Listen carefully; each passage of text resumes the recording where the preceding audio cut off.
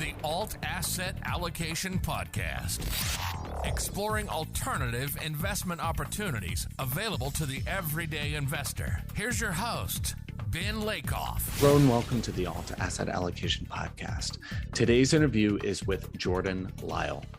Jordan is an OG in the space and has been involved with NFTs from the very beginning. He's been involved with crypto and Bitcoin from very, very early on. In this episode, we have a wide-ranging conversation from his company, Niftys, working with gigantic brands like Warner Brothers to use NFTs for super engagement of their fans, to the more community-centric projects in the more niche corners of the internet like meme and raccoons, and the power of memes on the internet overall. I really enjoyed this conversation. And remember that I'm doing a lot of these podcasts live on Twitter Spaces. So I do them from my personal account at Ben Lakoff, as well as the podcast account at Invest in Alts.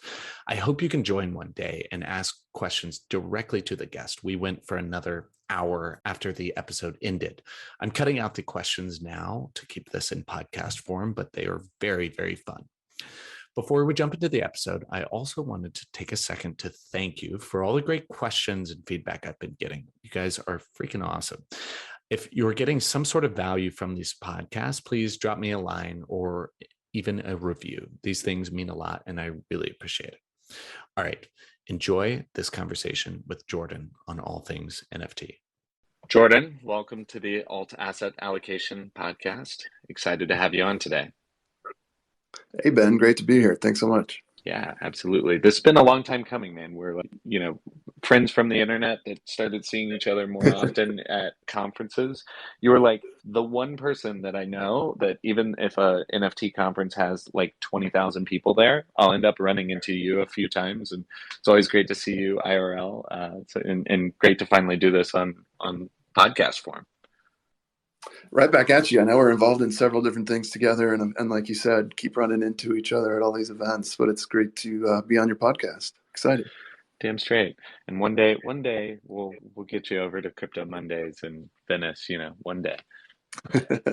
Cool. Everybody jumping into this Twitter Spaces knows you and what you were up to, but like I said, this will be recorded. So let's start off with a little background on you and what led you to where you are today. Sounds good. Let's do it. I am, eyeballs deep in the NFT space right now. And I'm, those of us that have been in this space can probably relate, but like my friends and family know me as the NFT guy. But my background is in, I've been full-time building on the blockchain for over 4 years now. Prior to that, I was building products and startups in the Web 2 space. I actually started up an mobile app startup and sold it to a company called Jib Jab, and they've been around for a long time. They're also an LA-based media company and made famous by like the Elf Yourself. And so we were acquired. We were their first and only acquisition, and it's really just a culture for having fun on the internet. And I worked there for 4 years until Ethereum came around, and that just blew my mind that you can build stuff on this blockchain, and it's more than just Bitcoin, it's more than just digital gold, but you can actually build products and services and start to replace some of these banking services. And I jumped in. So I went to work for a company called Total, Totle, and they're a DEX aggregator, and they work a lot with different decentralized exchanges and providing liquidity to a lot of apps for trading tokens. I was the chief product officer there, helped get them off the ground and launch the product. And then in 2019, when DeFi kind of became a thing, I was recruited over to Consensus. And I was at Consensus, the big blockchain company founded by one of the co-founders of Ethereum itself. I was at Consensus for a couple of years, and I was head of product at the entire Consensus, but I was head of product for DeFi. So I was leading a couple DeFi related product groups, and we launched several products there within the DeFi space. And then DeFi summer, and by day I was building DeFi products. By night it was a degen, participating in yield farming and having fun there. And while still employed at Consensus, I launched this project, this community called Meme. The website was don'tbuymeme.com. Still is available. And that just kind of sent the whole world spinning. Meme was, as you know, as you were kind of there in the early days as well. I mean, meme was kind of like an early influence, early project, the intersection of DeFi and NFTs. It kind of struck it right at the right time. And that allowed me to just jump in with just completely into the NFT space. Launched the meme platform in 2020, and then in 2021, just over a year ago, kind of pivoted to Niftys and I handed off the meme community over to the community itself, and then kind of jumped in with Niftys, and I'm a co-founder and we're continuing to experiment of like what do NFTs mean to like large scale IP brands and big growing communities. So Niftys.com, Niftys.com. And we launched projects like Space Jam and Matrix, and we got a lot of other big, cool projects coming up soon. And I know I'm going through my entire, I don't know if that was the intention of your question. I'm going through my whole resume here, but recently No, this is kicked off perfect. the raccoon thing too as well. So I just like having fun on the internet, and now it just happens to be NFT season, and it's just been a blast. This is like everything coming together of like fun gifs and memes. I had a business doing fun gifs and memes that was acquired by Jib Jab, and then I worked in blockchain, and now I'm doing fun content on the blockchain. So it's the perfect story arc for me personally. I love it. And I didn't realize you were product at Total, which I always said that name incorrectly because I read it as Toddle, I think. And I'm not sure if I'm the only one. But yeah, that's a name I haven't seen or heard for a while. I definitely want to jump into, meme and Niftys and raccoons in a little bit more detail. But perhaps stepping back, what interested you in the NFT space initially? I mean, especially coming from DeFi, going into DeFi meets NFTs and then full NFTs. But what was kind of that spark that made NFTs more interesting for you from the get-go? Yeah, my very first NFT that I minted was CryptoKitties in 2017. I'm part of that group that, we clogged the blockchain by minting CryptoKitties and trying to breed them at the end of the year 2017. And it just blew my mind. Here I was thinking that Ethereum was cool because you could build like maybe like little loans or smart contracts that can control, financial vehicles or whatever. I can send money to you and then have a rule that also sends 10% over here. But CryptoKitties really did blow my mind around how there's value here in a non-fungible way, right? With art and collectibles. And I used this analogy a lot when I was telling friends, like introducing them to NFTs way back then. And I still use it every so often now. And it's like, what are NFTs? Well, just think about digital assets. If I took a selfie and I send it to 100 friends, there's now 100 copies. Up until this point, up until the blockchain, we hadn't been able to distinguish one digital asset from another or prove uniqueness. And now we can. Now using the blockchain, we can assign a digital asset to a token, to a record on this ledger. And now we know that there's only one of these things that exist. And not only that, but it's been owned. Ben owned it, and then I bought it. So that really stuck with me. I continued my career in building products and working at Consensus, and really focused on DEXs and decentralized lending and collateralization and stuff like that. But it wasn't until summer of 2020 where NFTs kind of came back around. I had my eye on them, and I was collecting here and there. But it wasn't until Meme kind of spun out of control there and launched that project that I was like, wow, this community is quite amazing. And I fell in love with the space from the community, being able to work with artists. And it was just a group of people, I was used to working with or building products for, financial I was used to building financial products for people that were just trying to earn a little bit extra APY, right? Or degens trying to flip these tokens. But now you get into this NFT community, and there are people that are in it for the tech that allows art to just totally expand. And now we're able to give artists an opportunity to earn an income. Digital artists can now earn a living. And everybody was just so welcoming. And it was kind of the coming together of like my technical passions and like creativity. So that's when I just decided to go all in and start an NFT company. But it's been a few years, but really just in the last couple of years, like with a lot of us, that decided to make it our life's work. I love it. I love it. I so you pretty much answered my next kind of question, but I'm sure you, like I am, and dubbed like the NFT guy, as you were the crypto guy, and every kind of conversation ends up with some newbies' questions about this strange world in which we operate, which I'm fine with. But I actually use a very similar example about digital assets and true ownership and perfect provenance on the blockchain as a way to explain why these things have value. But what do you tell people if they just don't, air quotes, get it, and they just can't wrap their head around how this thing, this NFT, this perfect provenance, digital asset, true ownership, what do you do to kind of get them over the line, or what have you used in the past that is perhaps helpful?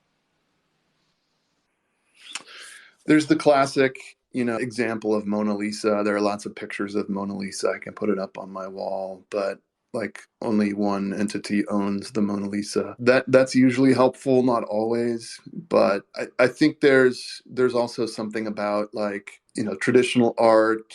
Sometimes you can get into, baseball cards. Some of my friends that connect, on the whole trading card side of the story, right, where they get rarity, they get the collectability, and there's only a certain number of these cards printed. But another cool thing is just like, what if you got an autographed painting from an artist and it's proven that it's autographed? And then what if there's a way to do that digitally? So we know that this artist minted it because we see on the blockchain that, they signed it digitally.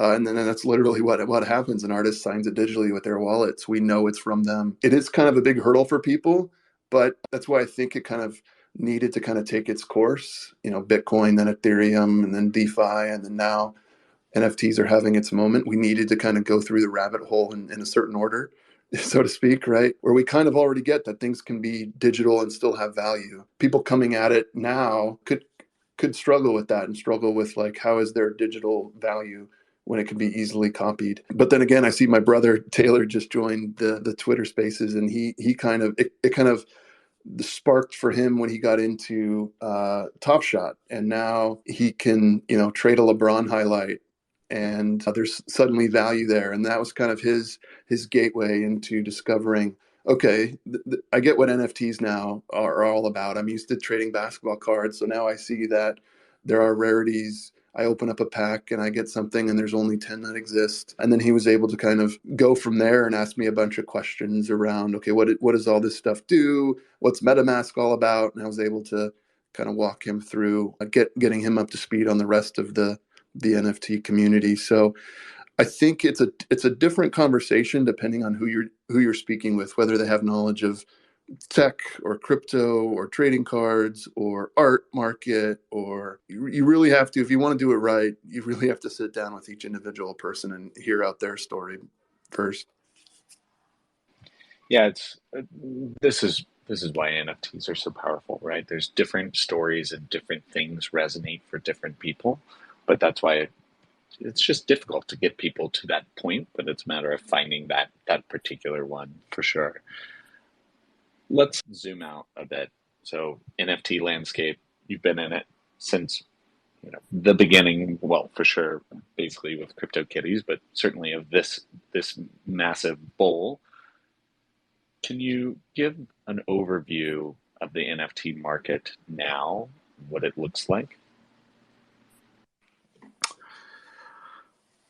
Wow, what a question. An overview of the NFT market and what it looks like. No, I mean, like, where are we in the hype cycle? There's a bunch of trash coming online, more and more big companies starting to think about this, moving out of just PFPs, just kind of like, riff on it, whatever kind of makes the most sense for you. Yeah. So I've never been able to tell where we're at in the market cycle. So take this with a grain of salt. There are arguments that we're topping out here, but I think in the grand scheme of things, we're just getting started with this technology and what it can do. We're just now, like, if you're familiar with like what's going on the music NFT side, like people are just starting to get into it, and platforms are just coming around, and artists are just now launching and experimenting with it. I feel this NFT technology is going to revolutionize media in general, and it's going to affect how people consume and create and collect and earn from and participate in communities. It's just going to change up not just entertainment, but so many other industries. And I would say that I started Niftys with my co-founders just over a year ago, and we were having conversations with big brands, big sporting leagues, big studios, big creators and entertainers, and there was some interest there. And the question from some of those brands was like, we can go put our logo on an NFT and sell it on OpenSea, but we don't really, we care more about our brand than like flipping something for $1 million.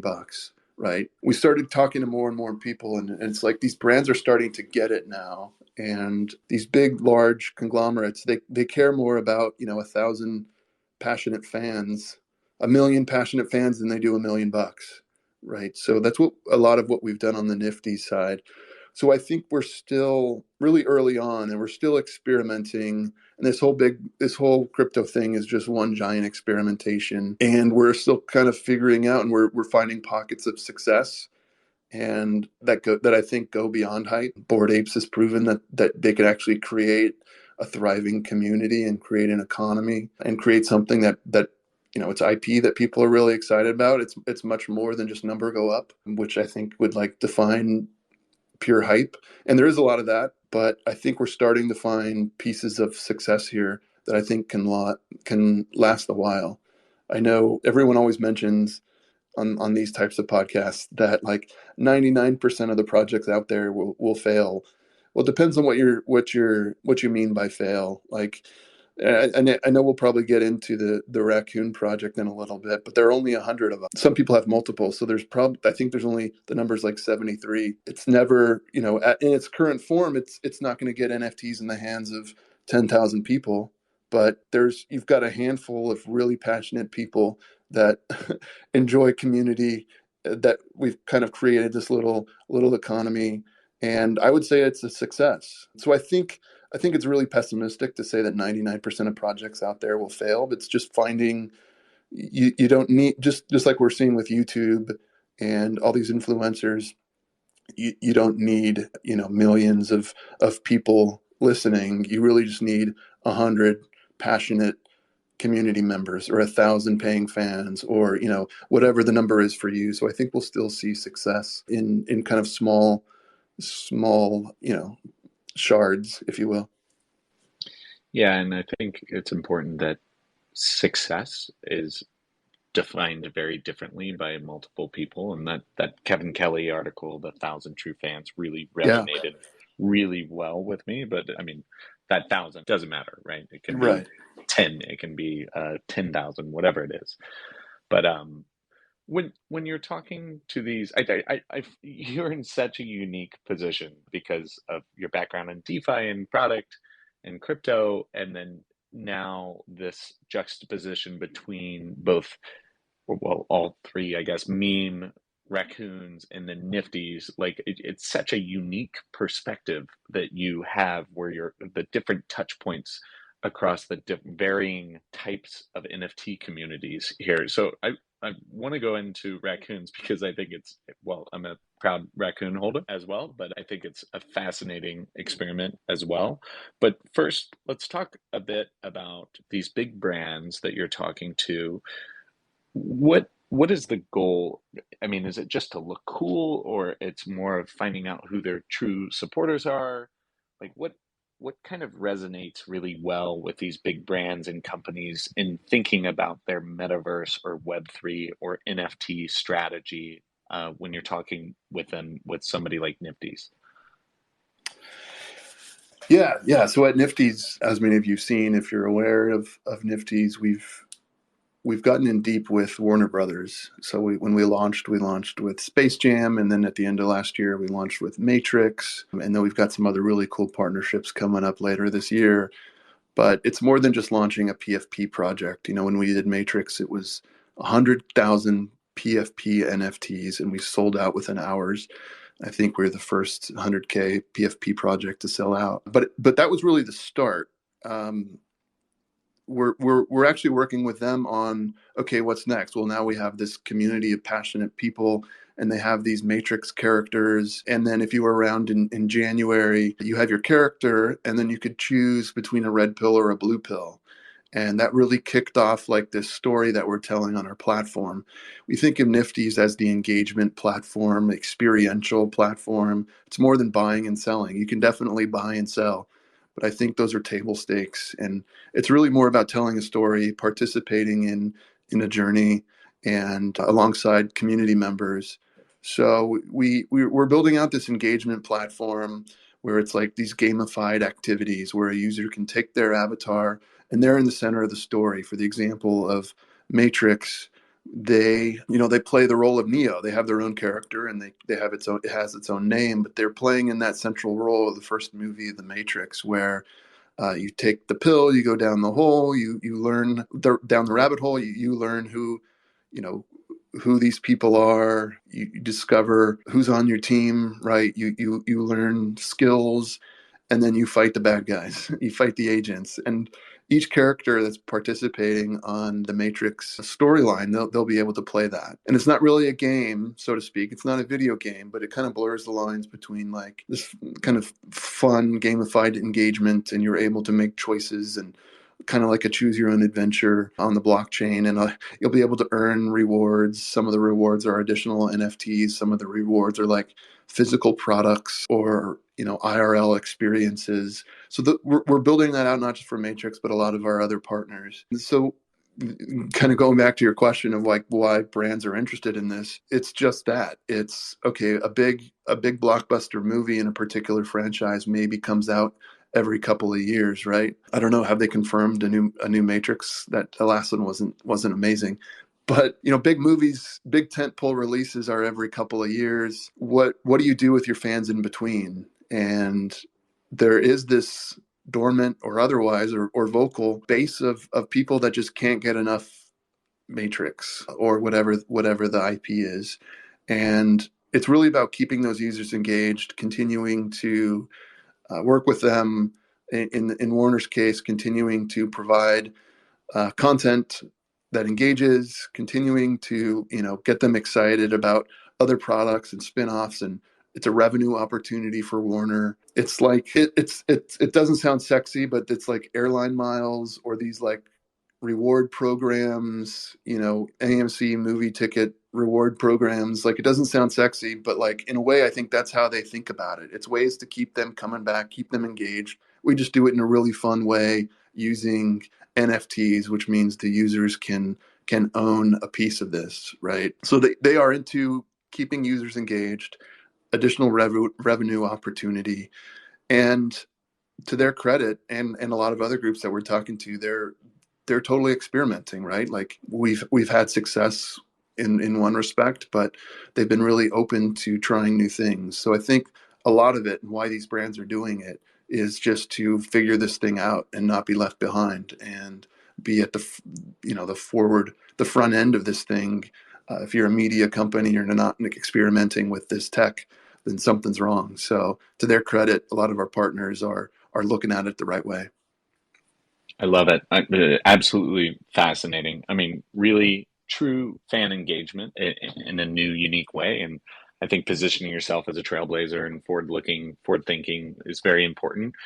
I'd be curious for these big companies, though, like what are their biggest worries, whether it be regulation or the fact that all of these can be done without a blockchain on some Mm. central database, obviously blockchain true ownership and stuff, but they've got to be worried about onboarding and ease of use for the majority of their users. What are kind of like the pushbacks or biggest worries from most of these bigger brands? Yeah, yeah. That's the other side of the coin. Like I just said, they've been really experimental, but it's always the lawyers that kind of bring it home, right? And they're the responsible parties in these conversations. They care about uh, treating their brand right, and they do want to bring. When we think about Space Jam, the Looney Tunes characters, they care about bringing these characters forward to new generations, but they have to be careful because it's their IP. So there's been a lot of review process on art and creative and things like that, where otherwise we'd have a little bit more leeway. One other thing, and part of the reason why Niftys is so compelling to project or for projects coming from big brands, big companies, is because we are new user friendly and we're energy efficient. Energy efficiency, in the blockchain means very low gas fees, right? Transaction fees, energy efficient because we're using side chains to Ethereum. So it's great. It's great. It's great on the environment, which is something a lot of those bigger brands care about. And it's new user friendly, where you don't need an extension and you don't need to wire money from your bank. You really can just type in a credit card and all of a sudden you've got an NFT. Rather than jumping through those hoops, we make it really easy. So yeah, combined that with like, we're not just a bunch of developers that have launched a project. Like we have, my partner, Jeff Marsilio, he was an executive at the NBA, our first hire, Shannon, decades at big media brands like Vice. So we come with like a background, and it's in our vision, it's in our DNA to treat brands like they should be treated, like they're expected to be treated, handling artists and creators with care. So that's another benefit of going with a company like Niftys, is that we know how this media stuff works. Yeah, and talk a bit, about the energy efficiency, and it's on Palm blockchain, right? So a bit of your decision to build on Palm and kind of how that differs from other blockchains. Yeah, long-term vision for Niftys is to be platform agnostic, blockchain agnostic. So it doesn't matter much at the end of the day where your NFT is sitting. Those of us that have been in the space for a while, a little bit more techie, care, but a new user coming in, they don't yet care which blockchain your NFT is sitting on. So our long-term vision is to be the experience layer, and eventually NFTs will be on multiple blockchains. However, you got to start somewhere, right? And when we launched the company, I was coming out of Consensus. I'm an ex-Consensus employee, and Consensus invested in Niftys, and we decided to kind of be partners in the launch of the Palm blockchain. And Palm is a Ethereum sidechain. It's a proof of authority side chain, and it's super gas efficient, as I mentioned, and really cost effective. It's NFT focused side chain, and that's where we launched. And so everything that we've released from our platform right now is the Palm blockchain, and they're great. They allow us to kind of offload all that energy concerns, right? Because they're 99.9% more energy efficient than layer one Ethereum. And they've been a good partner in allowing us to kind of scale and grow. But at the end of the day, we want to go where the creators are. We want to go where the collectors are. So we'll continue to support more and more. Look for announcements in the coming months around future support for future blockchains. So that's our official Niftys position. Gotcha. Makes sense. In general, like cross-chain NFTs, I believe that we're going to live in this multi-chain world and different chains for different things, and NFTs will live on multiple chains, and the experience layer companies will be very important. But how, the devil's in the details with cross-chain NFTs or moving an NFT from one chain to another. How do you envision that working? like in the future once we've worked out a lot of the UI UX? Yeah, I think that's the challenge right there is the UX. You and I are fine changing the RPC and MetaMask, but that could be difficult for a lot of people out there. It is a challenge, and that's one that we're embarking on here now at Niftys is like, what does a multi-chain network, what does a multi-chain platform, like, how do we do that? We've done a great job already being able to jump between different networks, between Ethereum and Palm on our current experience. And, we kind of, we've built on top of an existing wallet structure, the magic link out of the Fortmatic group, and we kind of control the whole wallet experience. So there are things that we can do to remove, like, the user doesn't necessarily have to hit accept to, the approvals for moving an ERC20 out of their wallet. In one example, we can actually do that for them. So there are certain things that we can do on the UX side to make it really easy. But at the same time, it's difficult. It's like, well, I can't sell this until I first bridge it over to this blockchain. And then there are things that you can do maybe a layer higher, but then is it truly decentralized? So I think it's, you caught us right in the middle of us trying to figure some of this stuff out. And I know that there are other projects out there that are doing some interesting things when it comes to, cross-chain NFT projects. But we hope to be at that bleeding edge of determining what's the proper experience, how much centralization is ideal. But you hit it right on the head, the UX UI challenge, especially as we're trying to bring in, millions of users that haven't done this before. That's certainly a challenge. Yeah, and all these things will be worked out in time for sure. It's just going to be, one of those things that we wish we could snap our fingers and all of these things worked out, but there's some bumps and bruises along the way. Shifting gears a little bit. So let's talk about raccoons and CC0 and what this means, and kind of, like all great things of the internet, they start with a late night tweet and a strong community.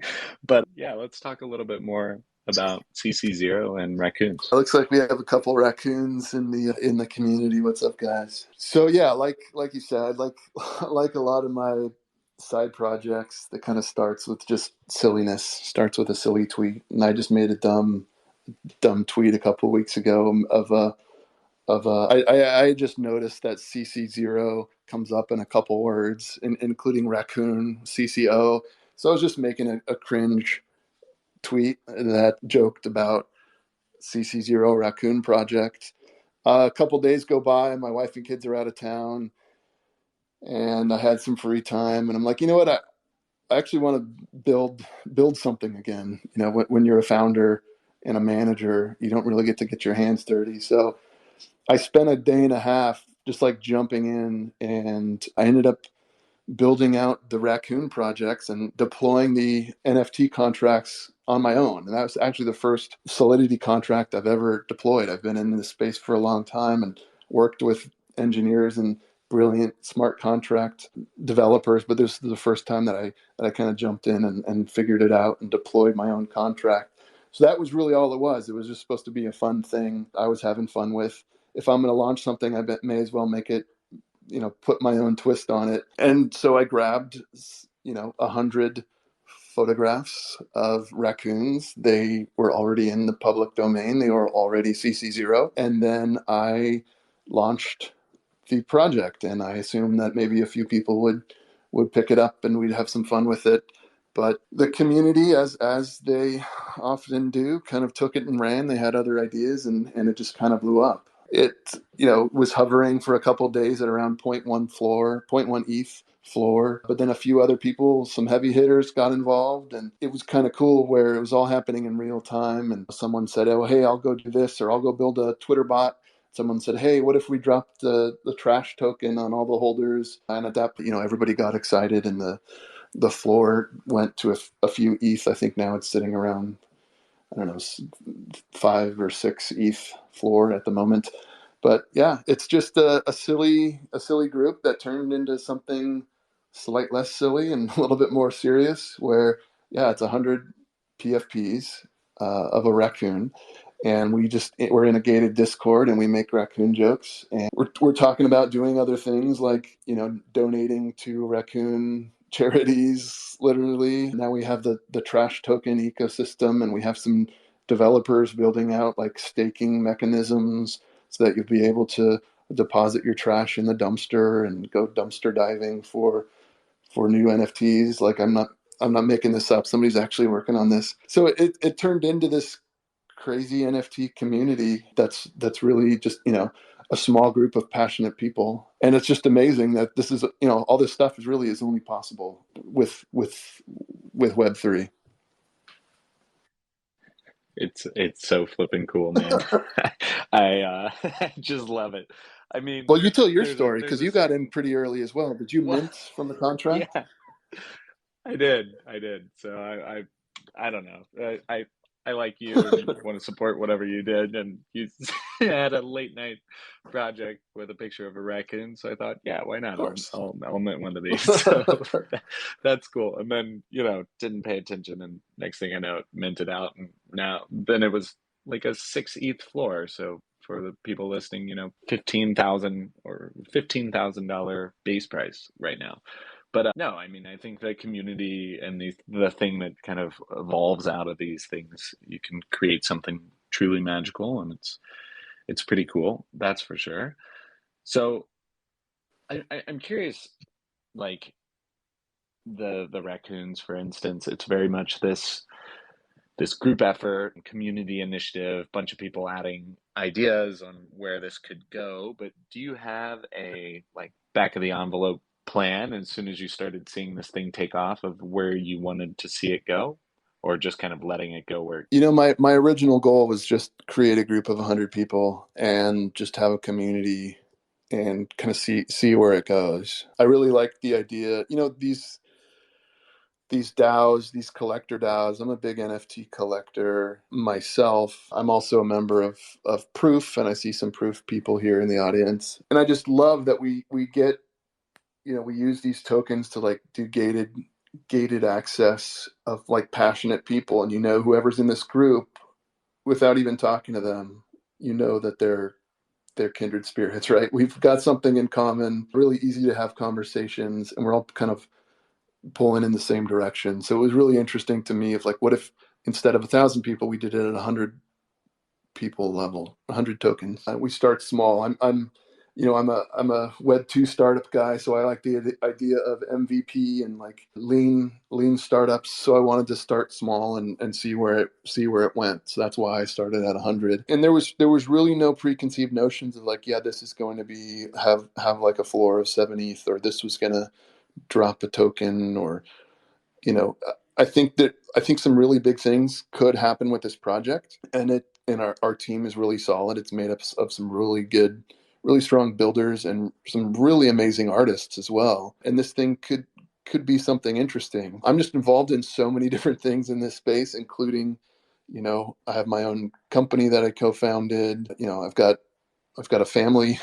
I just don't have unlimited hours. So I'm hopeful though that we can find some help and find others that can help push this forward, because really it's quite an eclectic mix of people, and they've got the right meme, with meme with a big M, uppercase meme, don't buy meme that we launched 2 years ago.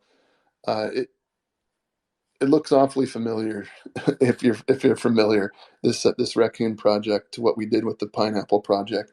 And it really is, you really start with a meme, you start with a joke, you create a community, and then you see what happens. Sometimes it fizzles away, and other times it just kind of sparks something, and you get the right people to come around and pick it up and run with it. We saw that with meme, and Silver Surfer is kind of carrying the flag forward, and his team. And with this raccoon thing, it's still early, but we've got enough passionate people pulling in the same direction that really the sky's the limit. We've discussed a lot of other follow-on things where, the 100 quantity of tokens could be Gen 0, and then Gen 1 would be, more of a traditional 10K project, or we just keep it at the 100, but we do more derivative works. There's a lot of ideas and collaborations that are already in discussion, and like I mentioned, some staking tools that are already being built as we speak. But the beautiful thing is that I'm totally cool being the igniter here, the instigator, if you will, and seeing what the community can do with it. That's what's most exciting for me. Absolutely. You touched on it briefly, but I think it's worth kind of double clicking the power of memes. And outside of the crypto space, we just take it for granted a bit of like the almost memeing it into existence. But I just finished Luke Burgess's book, Wanting: The Power of Mimetic Desire, and it really just goes into a lot more detail on the power of memes in this way. But I mean, you've lived firsthand the power of memes with your first startup and Don't Buy Meme and now Raccoons. Can you speak a little bit kind of for the non-crypto audience on the power of memes and what this really means? Sure. Yeah. I think memes, I know those of us that are natively digital grew up online. A lot of us just think about it like we kind of take it for granted. A lot of people think it's just, it's a gift that gets posted online and it's got text on a GIF or whatever. But really, meme is more of like, if it's any form of communication, any media, and it's a way to kind of package something up and convey an idea, right? So it's can be synonymous with propaganda, right? That's usually negative connotations there, but it's a way to communicate one idea, and then it tends to, if it's the right, if it's formatted the right way, it tends to spread virally. For users that have been in the crypto space for a while, the meme Bitcoin for Bitcoin is digital gold, and it's really just like shorthand digital communication to use memes, just like we see in emojis, right? It's so much, in a lot of cases, it's so much easier to convey an emotion with emojis. You've got hundreds or however many emojis there are to convey, and now we've got tens of thousands, if not millions of gifts that we can share. Just another way to communicate with people, and it's just so easy to do online, and you can tell when certain things hit and certain things catch on, and this idea is communicated, and the receiver of the message just kind of is aware, and they pick it up and they get the idea and they share it again. So memes are just like throughout history, throughout the industry, throughout every industry, just kind of prevalent. I've kind of used them to my advantage. Several years ago, I made it kind of my goal for that year. I think it was 2019. I said, okay, I'm gonna grow my following, and one way to do that is just to what they call shit posting, right? Where you're just you have some knowledge of the space, but you're otherwise just trying to tweet things that get a reaction. So I spent, solid effort in trying to increase my follower count and try to post engaging stuff. Sometimes it is more just like a shit post. Other times it's what I think could be meaningful or insightful. And so that's kind of been, we've kind of been living on memes for a while before I actually built a project called Meme. But yeah, they're just so powerful, and it's a way to just get a community pulling in the same direction. And it's no coincidence that all these PFP projects and NFTs in general, crypto in general, are where they are because of memes, because of the power of memetics. Yeah, love it. I'm curious, have you seen the video line goes up or number goes up that like critics take on NFTs? Oh yeah, that one came out maybe a month or two ago. Yeah. Yeah, I think I saw bits and pieces of that. Okay. Well, I mean, for me, I'm always in my echo chamber of NFTs are the next big thing and crypto's here to stay. So I quite like to hear, skeptics, a well-researched skeptic, not just, I don't understand it, so it's stupid and it should go down, but like a well-researched skeptic's take. He has valid concerns in the video, focus on price, hyper-financialization, like this in versus out crowd. So I mean, these are very powerful things that like unite communities, but also could be quite negative for the space. Where amongst these things, or perhaps since you haven't seen it or the whole thing, like where could things go wrong with NFTs right now? Where are blind spots as crypto NFT permables? What valid arguments do these non NFT people have, I guess? Yeah, that's a really good question. I think I don't know if it's unique to NFTs, but a thought around crypto in general, and one of the knocks, or one of the main kind of complaint, is that it's the rich getting rich, and it's people that have come in early, and they were just lucky or whatever it is, fortunate enough to get in early, and everyone else is playing this game of hot potato.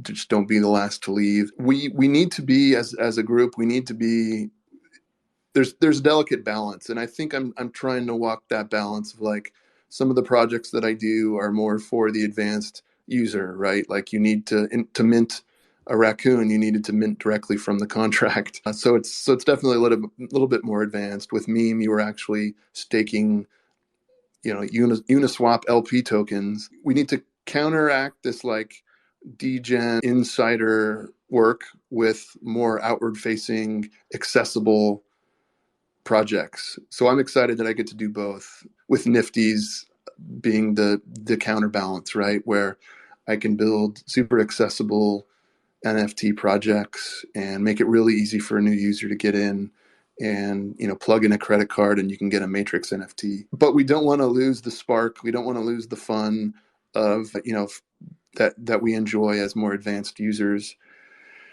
Because if it is this echo chamber of people that have just been in this space and we continue to use these same memes, the other side of the coin is that, some of these things, some of these memes and some of these quotes, GM and WA, GMI, if they're not accessible, and I think those ones are fairly accessible, but if our terminology at the end of the day doesn't, like, appeal to new users, then we have all failed. If we're not accepting and we're not creating content that is accessible to a brand new user, then we're kind of just spinning in circles and minting projects for each other and just kind of passing the torch. But we really need to be more new user facing and thoughtful in not just what we post on Twitter, but also these projects that we're launching. And we're going there. Coinbase is going to launch NFT platform at some point. I think that's going to be a big step forward. What we're doing at Niftys and what we're about to launch the rest of this year is just being open. And I think that's one of the benefits of the blockchain itself, is that everything is transparent, everything is on chain. We just kind of have to have an honest conversation with ourselves and with newbies around like where we're at in the market. Like, a lot of people ask around, like, should I get in? And it's like, don't buy something because you think the number's going to go up. Buy something because you really resonate with it. And you're not going to look at something and necessarily instantly identify with it. You need to, like, know the backstory. You need to know the creator to get in the community, because, we were all, or many of us were around in 2017 when the hype kind of got ahead of itself. And there's always the danger here. What's encouraging to me is that the creators and publishers and big brands seem to be doing it right, and there's so much more here than just a quick cash grab. But I would just recommend people that are getting into this space, just do your homework, set aside a 0.1 ETH or 0.2 ETH and experiment, and just write that off as a loss, because you're going to be sending it around and you're going to be minting out NFTs and you're going to sell it on OpenSea. Just get in here and experiment. And I think you can quickly identify the bad actors, and you can separate the good projects from the bad projects, and the people that are in it just for number to go up, and the people that are in it for the right reasons. So that's how I recommend new people getting into the space. Great stuff. So I'll ask one more question. I know we're getting up towards the end of the time period. Where can my listeners find out a little bit more about you, Niftys, Meme, Raccoons? Where would you like to send people? I would say I'm pretty active on Twitter, so check out Twitter, I'm at Jordan Lyall. That's just my full name altogether, JORDANLYALL. Right now, my PFP is a picture of a raccoon. It's token ID number 0. But find out on Twitter, and I link to all the different projects that I'm involved in. Niftys.com. Be sure to check that out. Yeah, I would say I like to think of myself as like instantly going to Twitter when I win. The last thing that I looked at, it's probably not healthy, but I do spend a lot of time on Twitter. Well, Jordan, awesome to have you. Really appreciate you taking the time today. There you go. First off, thank you very much for listening all the way through. I hope you got a lot of value out of that conversation. As always, you can find show notes, links, and more at altassetallocation.com. Please share this with anyone you think might be interested and derive any value from this conversation. And as always, you can reach out to me for any feedback or questions. Please give the video a like, or even better, subscribe on YouTube or your podcast player of choice. This really helps others find the podcast or the video as well. Thanks a lot. Hope everybody has a fantastic day, and stay safe out there and invest wisely. Cheers. Cheers. Cheers. Cheers. Cheers. Cheers.